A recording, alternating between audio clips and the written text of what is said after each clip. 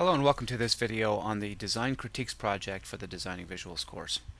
We'll begin today with just these 6 overall steps to give us the 30,000 foot view of how to complete this project, and then we'll tunnel in step by step, going back and forth between some guidelines and tips in PowerPoint and some actual work in Photoshop Element 6. So the overview begins with selecting a layout to critique, and we'll have some specific do's and don'ts there. We'll talk about scanning the image and the right kinds of file formats, and then using Photoshop Elements to annotate the strengths and weaknesses of the design by creating text objects as layers. Then using the selection tools, mostly the Magic Wand and Marquee, and then creating through copy and paste automatic layers that have the separate chunks of the design as individual layers that can then be moved and modified as we need to redesign the layout. So the basic idea here is that we're going to be scanning an original, deconstructing that original into layers, and then modifying each layer to create a new design, and of course adding layers as we need to bring our design to fruition.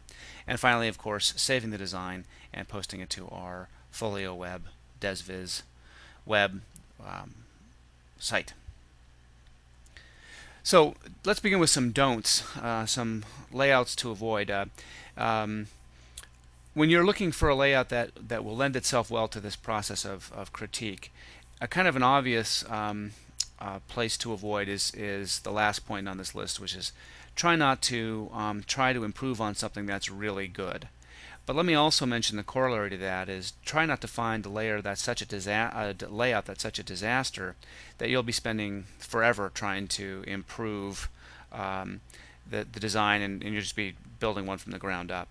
So you want to look for some things that have opportunities for suggesting good solid improvements, but not a complete and total redesign from the beginning. If you choose a design that's too good, chances are you'll make it worse, given the amount of time and effort and skills that we have at this point with the tools. You'll be trying to nitpick and find very fine points to dissect, and you'll just be spending a lot of time. And you might even have some debate with me on the ones I've chosen and the specific points that I'm making. And you might say you like the original better, and that's the thing to avoid when you choose a good design is don't make it worse. So also avoid a design that is primarily a photograph. Sometimes we'll call those photo layouts or photo designs. You see these a lot in glamour magazines, fashion magazines, high-end magazines, where there's a beautiful photograph of a model or a watch or a product of some kind. And that's not really a layout. You need to have good solid chunks of text with different font sizes, different images, backgrounds, foregrounds. You need to have enough there in variety of elements. And think back to the grid and point, line, and plane. Is there sufficient variety of elements there? And is there an obvious grid in the design? If it's just a pretty picture of something, that's a pretty picture. It's not really a layout. So look for something that has sufficient amounts of text. And again, I think you'll see the example that I've selected is a pretty good example. Avoid a layout that has a very dark background. And this I would put in the category of things to avoid as choose images that are not so hard to work with. And you can try to extract foreground of text from a background that's dark with the selection tools, but it takes a long time and it's a painful process and it's really unnecessary. You want to find layouts that have good amounts of white space so you can quickly get in with the skills and tools we have and deconstruct those elements into layers. So don't get bogged down into trying to go in and with a very precise selection and very precise extraction and try to work with images that have either too dark a background or have such poor contrast between the foreground and background that you really have to engage in a level of precision with the Magic Wand or lasso even that just will, again, it's possible, it's just going to drive you crazy. And that really is the overall guideline here. Is our next bullet here is you really are looking for a layout that is easy to separate into layers, because that's how you have to redesign. Either that or you're going to be building from scratch, and that'll take you a long time. And probably building from scratch is not an option because you don't have access to models and lighting and studios and all that stuff that you might need to reconstruct a photograph. So really, as you're looking at your design, not too busy, not too dark, not too good, not too bad. It really is the Goldilocks rule here, something that's kind of right in the middle. Avoid a double page spread. Again, not impossible, but one thing that will happen to you when you scan is you'll get a seam in the middle, and the seam in the middle will distort everything, and you'll be having to recreate stuff or live with the seam, and that adds a design element that will just be distracting. And the final kind of thing to avoid here that I would say is try to think about the purpose of the designer as they've made this layout. If you're choosing a website or a printed layout, if you choose something that's really not designed to be very pretty, something that is just designed to be information intensive. I was on a website this morning that was a fairly attractive catalog, but it has picture, description, price, picture, description, price, picture. I mean, it really makes no pretense of hierarchy. It uses the grid well because it has to keep things sort of separated like in a TV tray. But it's not really designed to be pretty. People didn't spend the time in it to apply the design principles. So what you're really looking for is a good attempt, but an attempt that a good attempt at design, but an attempt that could be improved if somebody else's eyes took a look at it, and that's what you're going to be doing.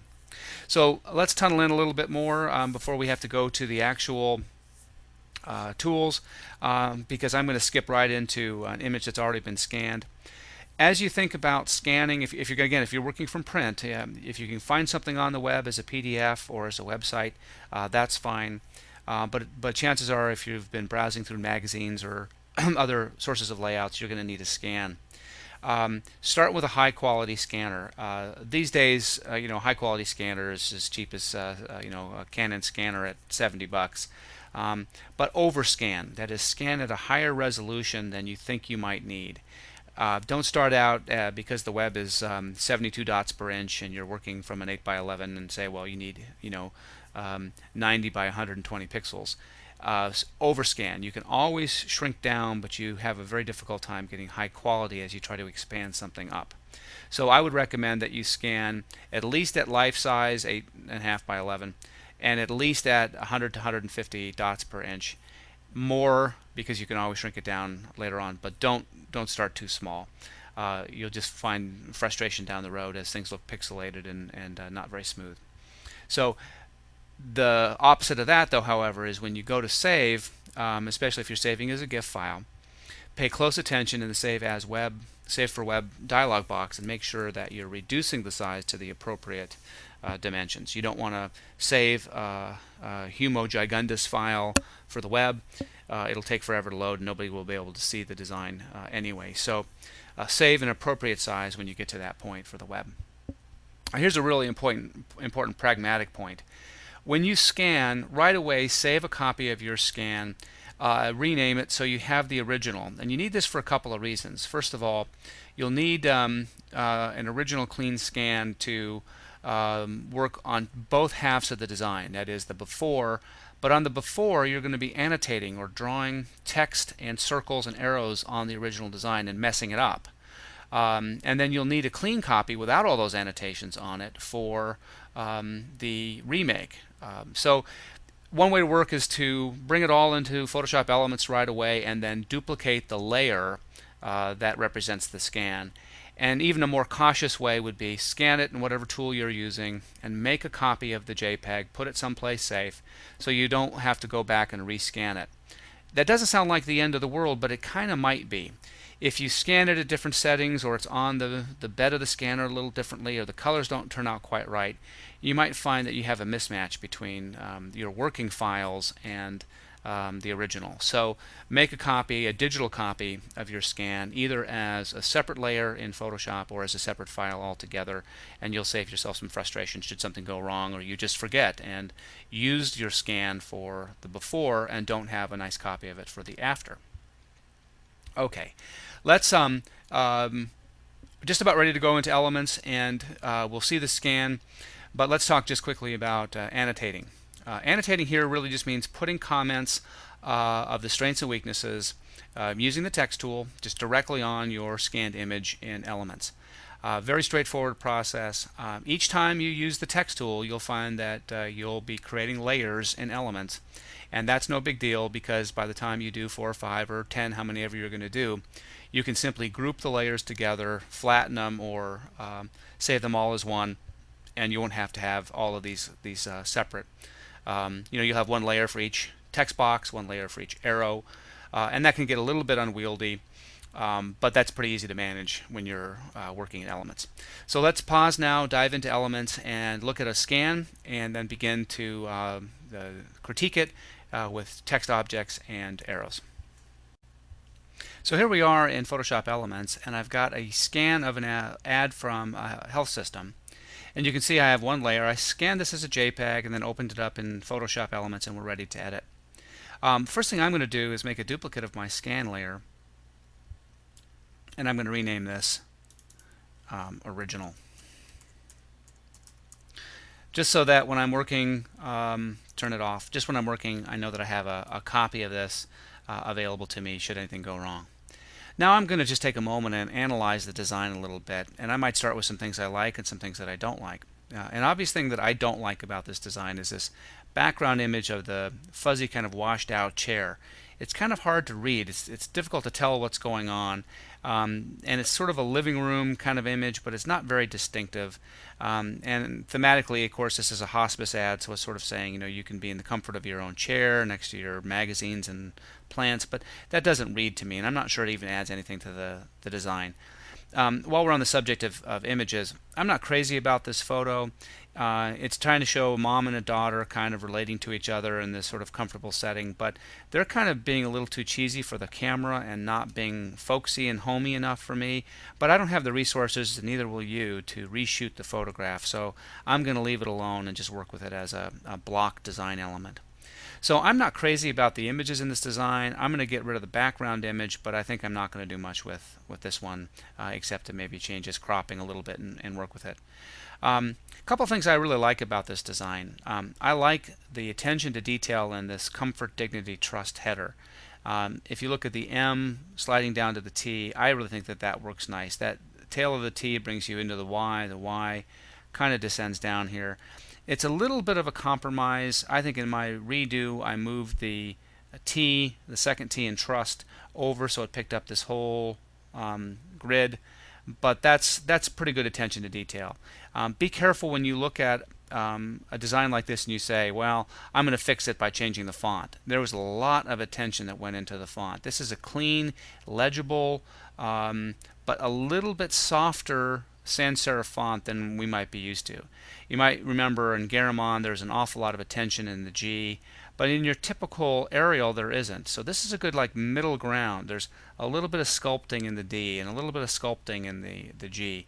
So it's a little softer. It's still kind of modern, but it still has a kind of a softer, reminiscent design. So it's a good choice of font, I think, for this ad, and I don't think I can improve on it very much. A couple of other things I think aren't working very well. I think there's certainly an attention to the grid down here, but if you sort of said, what does this column relate to? What's the relationship that they're building here? Well, I can see this nice use of the grid, but as I bring up the gutter, it doesn't really pick up anything else. So I think picking up the verticals in the U somehow or another would be useful, and then from that line I can move my photograph over. The fact that there's all this kind of weird white space going on here and this indentation, I don't think that's working very well. So I'm going to propose a couple of things like a drop cap down here, maybe a little bit of change in color, just a few things that are ideas of mine you may agree with or disagree with. But I think one of the main things here is that the grid is unresolved and the design background is, the photographic background here isn't working for me very much.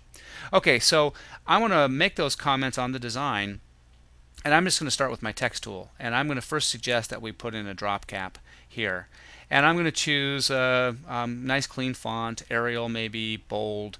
Don't need bold necessarily, but we'll leave that. I'll go 14 point here, and I'll choose a color. It could be black, but I'll choose a red, since we always mark things up in red. Don't have to, but that's just my choice. So I'll click right here, and I'll say something like maybe a drop cap could resolve this space. Okay, and now that it's a layer automatically typed, I'll use my arrow and move it where I think it should go. Now you probably want to be careful here and not pull, because you'll change the size of the type, and you probably want this to be somewhat consistent. You might find it convenient to use the line tool to act as an arrow and highlight parts of your design. In this case, it's not necessary because the text is nice and close to what we're talking about, but it might be nice to use that at some point. You might be tempted to use the rectangle tool to highlight whole blocks, but watch what happens here. It's going to create a filled rectangle. And you can make this transparent, but you can't make it not filled. And if it's transparent, it doesn't show up. So let me show you an alternative. I'm going to throw this layer away. Instead, what you might want to do is use the marquee tool, create a new layer, just a blank empty layer, use the marquee tool, and then choose Edit, Stroke the Selection. And then the settings that come by default are going to be the foreground color and 3 pixels, and that's probably pretty good. So I'm going to say OK. And now I have, you can see in my layer, I've got a red outline, and it doesn't impact anything else. I can shrink it if I need to, move it around a little bit, and that's just a nice way of having a quick little outline of the box that I need there.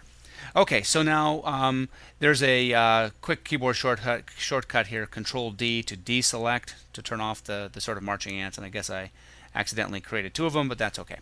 I could go through the rest of my design and make blocks and type in type elements and make my criticisms, but let me fast forward here. I'm going to open a file that's got these already completed. So let me just demonstrate throwing these layers away, and then I'm going to open up a new file,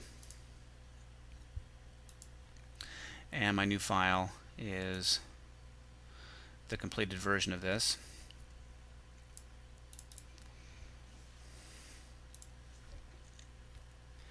And you can see that in my comments I've typed a bunch of stuff. Background image is a roads hierarchy and is nondescript. Use an image of a house or lose it. Those are my kinds of comments. And I didn't find the need to do much with the arrows, just a little bit here and there. Now once I had all of these typed layers of all these comments, I simply selected them all together and merged them into one layer. So I have a layer here that's called comments, and let me just turn that on, and everything is just flattened into that one original layer. So I took all my text layers with my scan layer on, flattened it into one layer, and it's just called comments. So just a little bit of typing, a few arrows here and there because it's hard to get everything to align just right. I've got a few strengths and a few weaknesses, but as you see here, there's 1, 2, 3, 4, 5, 6, about 10, and that's probably plenty for what we need to do. Okay, so the process of scanning and annotating on my design is as simple as just using the text tool. If you needed shapes, I would recommend that you use the line tool and the marquee in a new layer that you stroke under the edit menu, and try to avoid the shapes because they're going to be filled solid. Well, the hard part about this assignment is to deconstruct the image into layers. And it really involves using the selection tools, and the selection tools, a couple of them are fairly intuitive, but the magic wand for most people definitely is not. But the secret here is having a selection, which is the marching ants, around what you need, and once you have the correct selection, And this is one of the great strengths of Photoshop and Photoshop Elements, is making a perfect selection. If you're patient, you make a perfect selection and then you copy and paste that, and it'll automatically create a new layer. Once you've gotten that far, all you have to do is clean up the layers and move them to the locations that you want, and we'll be taking a look at that in just a second. Let me advise you, however, from here, if you have a big block of text that's just kind of textural, you might find that that's easy to copy and paste into a new layer. But if you find yourself really trying to get that perfect text to read nicely, you'll spend an awful lot of time trying to clean up a layer, and you might find it much faster to just erase the old layer with the eraser and type a new text layer.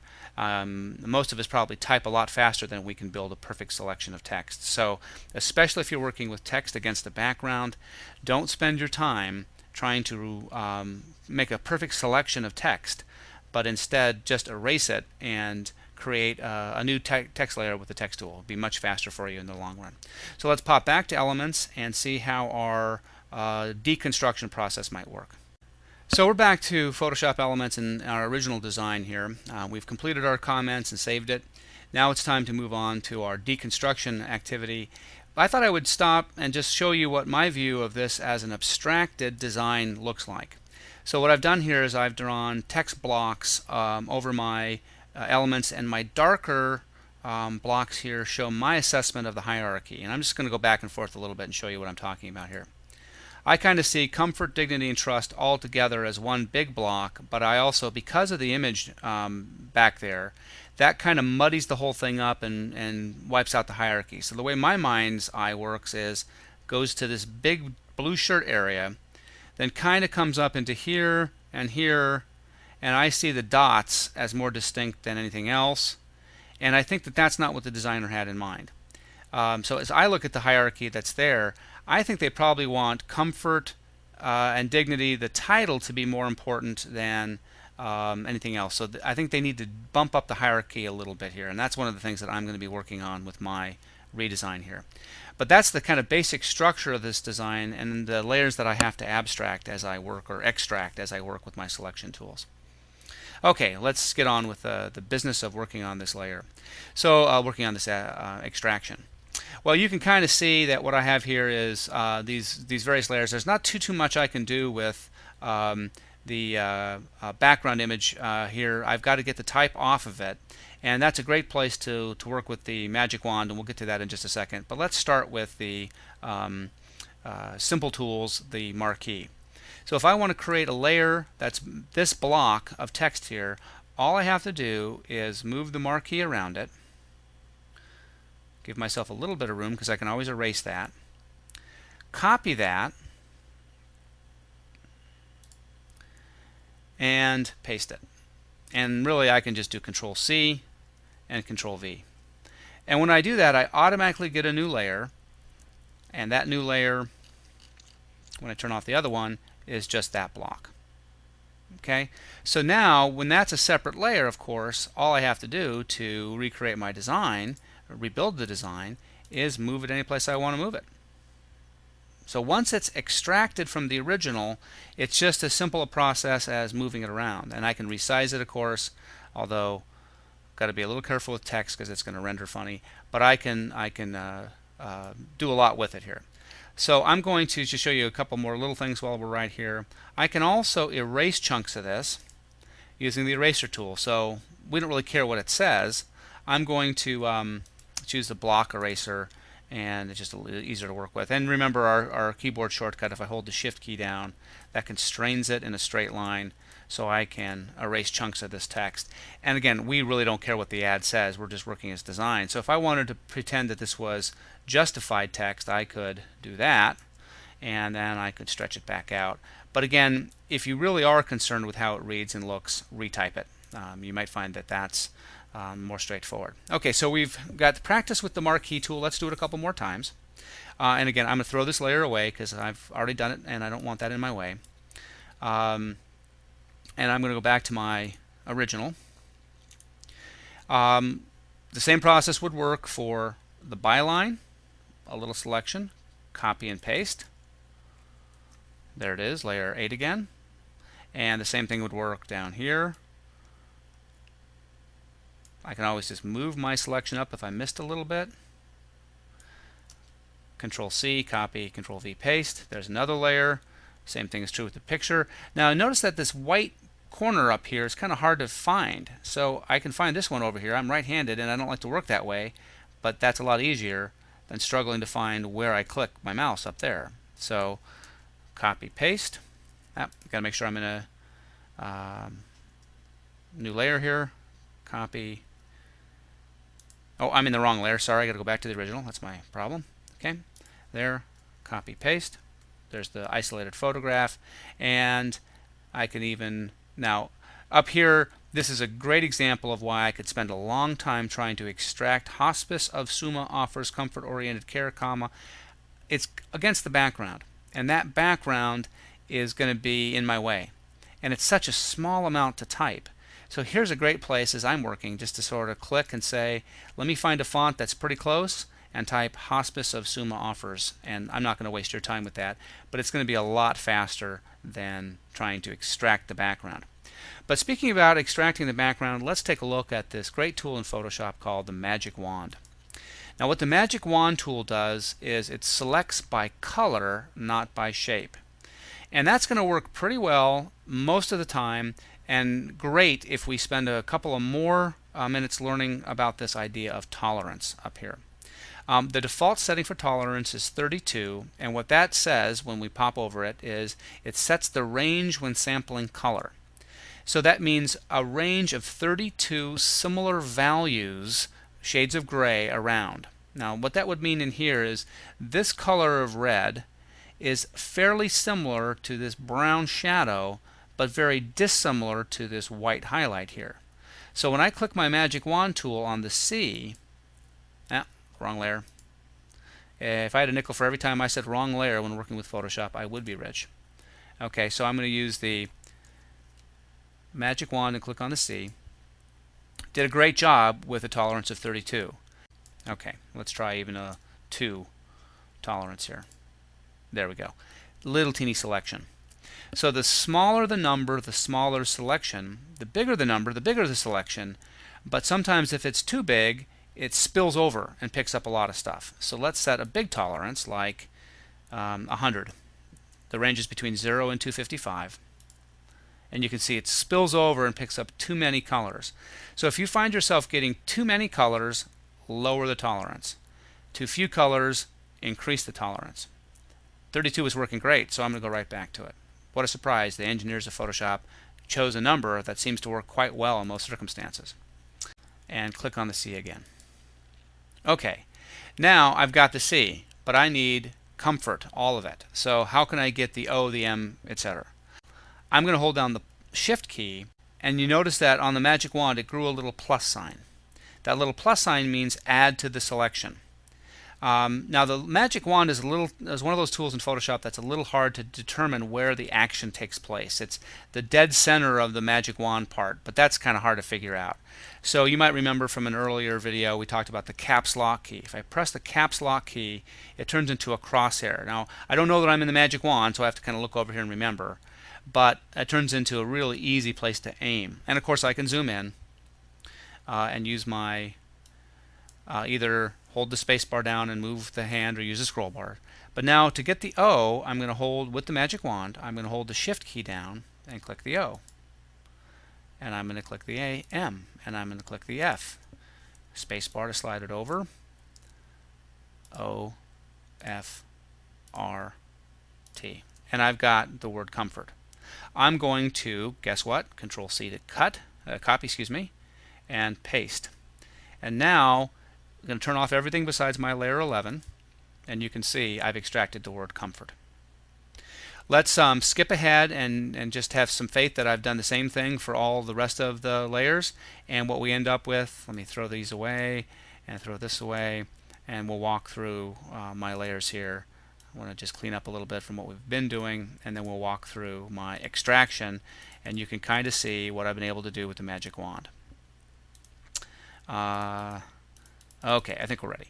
So still got my comments, which we don't need, my abstraction, which we don't need, all the way down at the bottom there.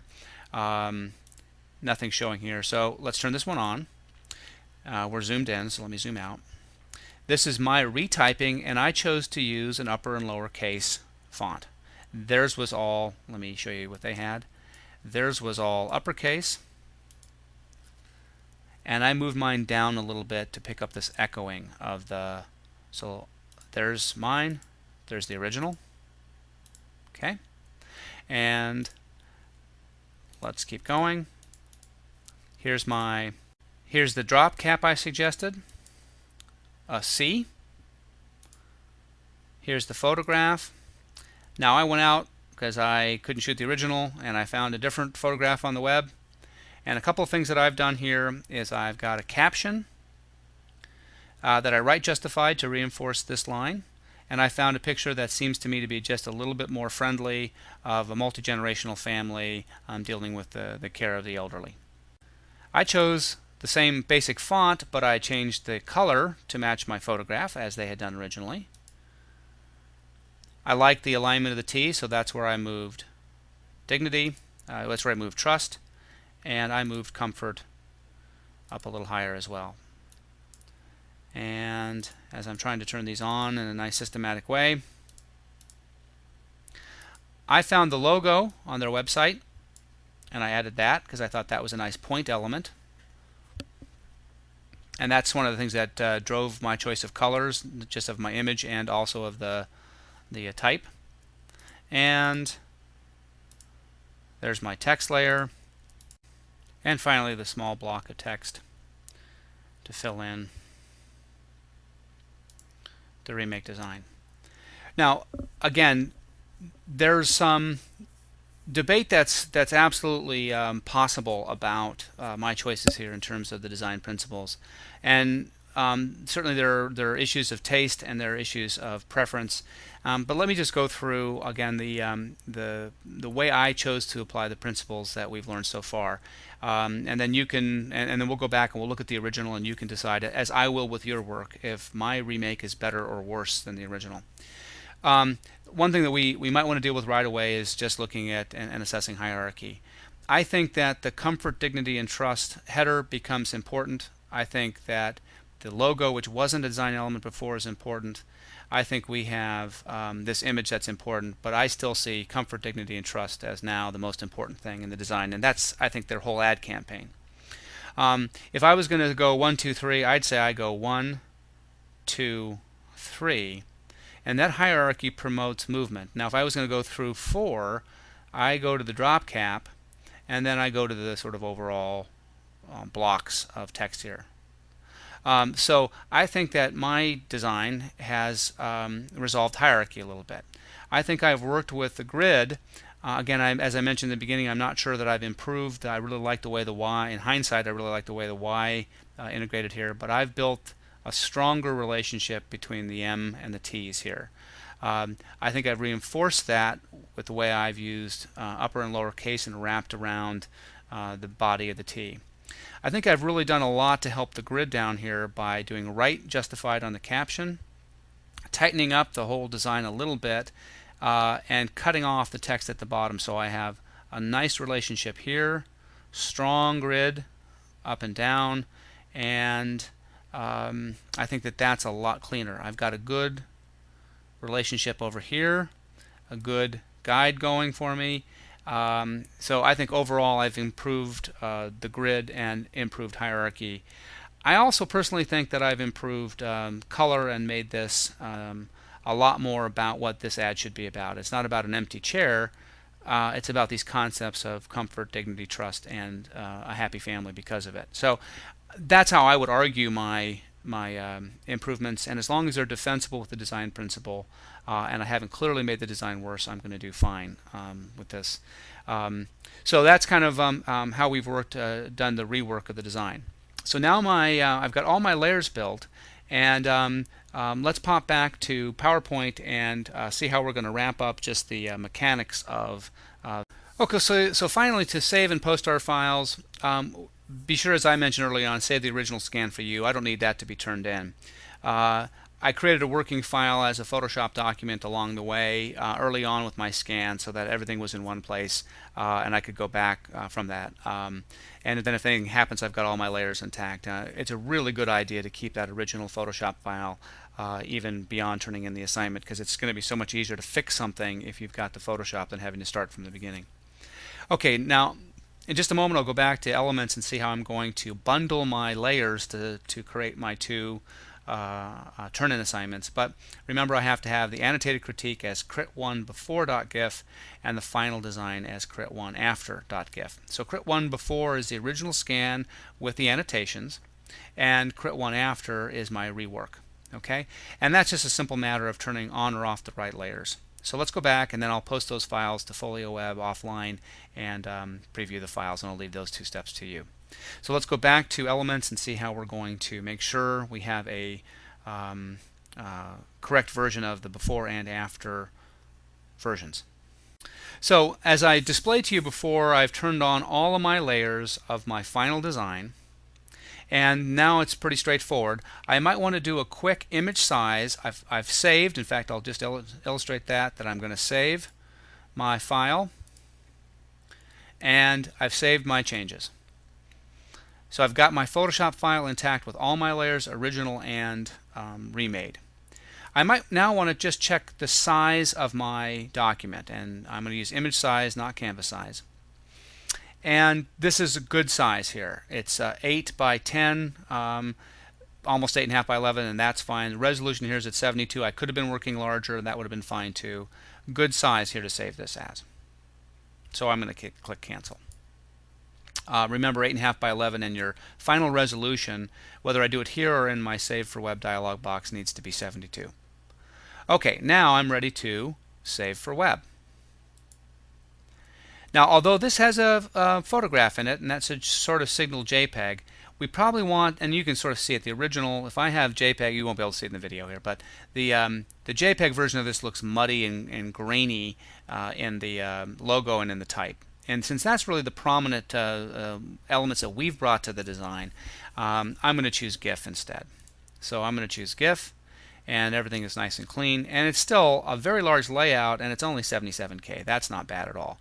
But just to make sure, I'm going to scroll down and see what my photograph looks like. It's a little bandy, but so is the original. So there's really not a heck of a lot of difference between these two, and that's all good. I'm happy with everything that's here. It ended up as a GIF instead. Okay, so I've chosen 256 colors, and just to illustrate, I might say, what would happen if I went down to 128? And all I really care about is the photograph, and actually that's even a little better, just the luck of the draw. Logo's good, photograph's good. Let's go down even smaller, 64. And now I'm getting some real deterioration in the image, so I think I'm going to go back to 128. Russell Brown, one of the Photoshop gurus, talks about this as being the threshold of pain. You go to the smallest number of colors in GIF or the smallest quality in JPEG until you really see ugly, and then you go back a step. So I was able to shave off about 10K, which isn't too bad, and now I'm ready to save. And this is my final, so I'm going to call it crit1 after.gif. Now I already have that saved, and so I'm going to cancel after I get this far.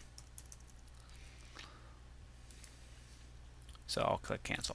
Okay, and cancel there. Now we've got to go back and pick up the original, and the original with the annotations. So for me, that's as simple as turning off all those layers and turning on the ones that I need.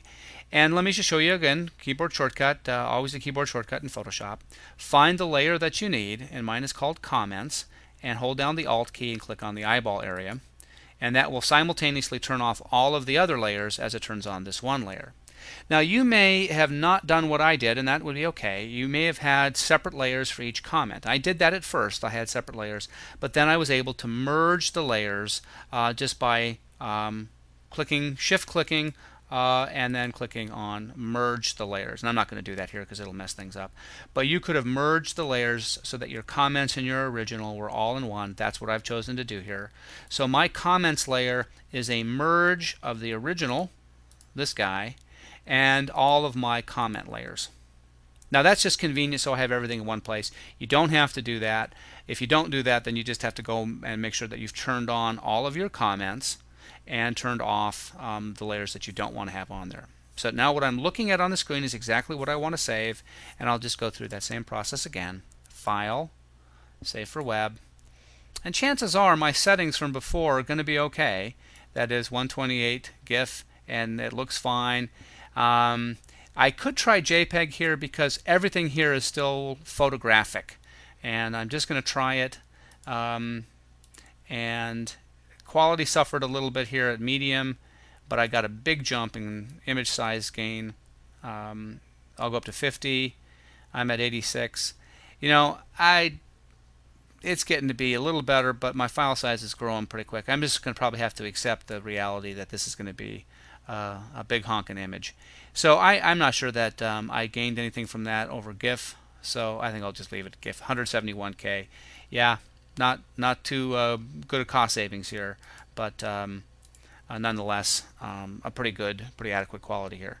So I've got I'm pretty happy with the quality of the image, pretty readable, and I think I'll go to OK. And the same thing as before, Crit1 before. We'll name it for our scan, and again I've got a copy of that, so I'm going to cancel here as well. And there we are, we've saved, and of course now all I have to do is FTP those two files, Crit1 before and Crit1 after, to my FTP site, and I'm all done. So that's all there is to the design assignment. One last tip: don't try to do too much. Find a simple design, propose simple changes.